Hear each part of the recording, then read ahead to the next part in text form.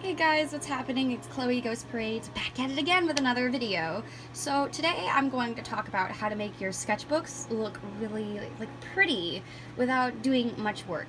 I was talking with some friends yesterday and they were talking about how their sketchbooks always seem to be a little bit sparse. And I used to have that problem, and then I obsessed over making my sketchbooks look presentable, and now I have a bunch of fun life hacks to make your sketchbooks look more presentable without really any effort. So without further ado, so my number one life hack is demonstrated within this first sketchbook, and also again in the second sketchbook, which I'll show you later, but it is to draw fucking squares behind everything. Say you have a bunch of doodles, and then you have all that weird empty white space. Bam! Block in some squares with a marker or a highlighter or even watercolors. Some more examples can be, you know, fucking bam, wham, slam, jam. If you don't have much color on a page, just slapping a square in there like I do all the time, just adds a fun bit of color to it, you know, some extra dimensions. My second tip is stickers. I love stickers. They make everything look pretty. And if you have stickers on a page, it makes it look more colorful even if the page is just some studies. Like, look, it also makes it look a little bit compartmentalized. A lot of sketchbooking is just, to me, making things look compartmentalized within your studies. And even if you do some random shit while you're on the go, I remember drawing all this on the go, some life studies, but I cartooned it. I was like, oh, I don't know what to do, it looks kind of messy. Bam, throw in some stickers, and when you get home, maybe do some watercolor behind it. I didn't because I'm lazy, but what have you.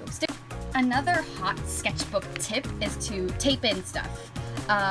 Maybe a doodle you did in school from a different thing, or maybe you painted on some newspaper and you want to tape that onto here, and this wax paper so that graphite doesn't go onto your next page.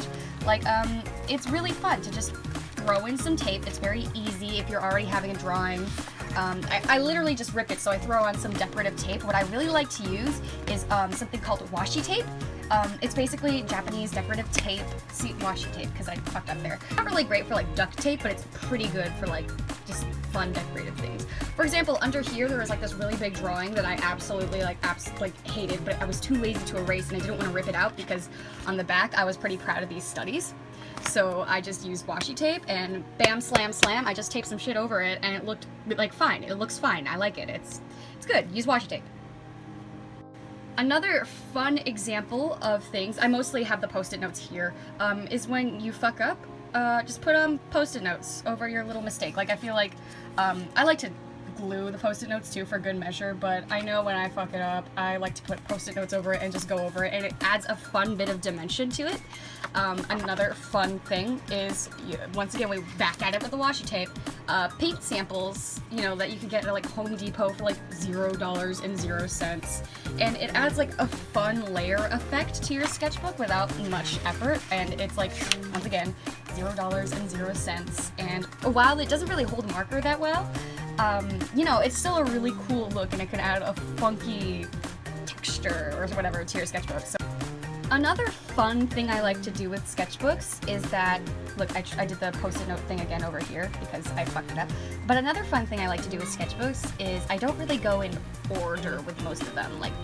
Say I've been looking at the back and I'm like, oh, you know what? I've been using a lot of pencil lately. Time to spice it up and use maybe highlighter or markers or watercolor in the next page.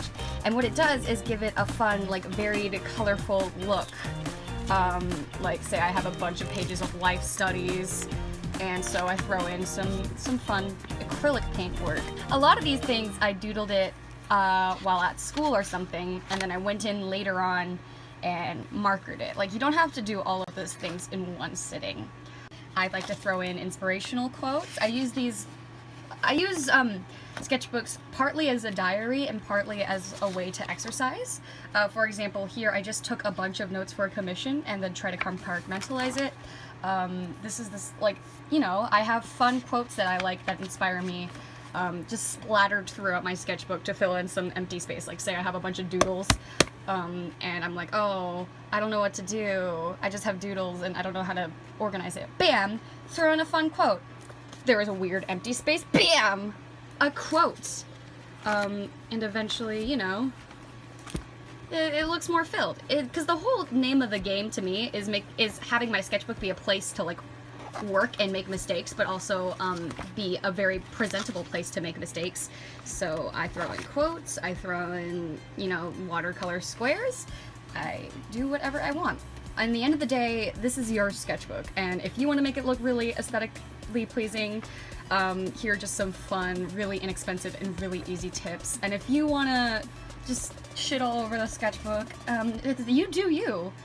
Like, you don't have to make sketchbooks pretty. I personally like to do it. I know some people like to have their sketchbooks just for, you know, just for doodle, or have several different sketchbooks for, you know, other means, and all of that is good. A sketchbook is a place to be yourself and dance like nobody's watching. So, yeah, that'd be it for this video. I hope you have a lovely day, and if I helped you out at all, that is honestly the end goal. Thank you so much for watching. Peace out!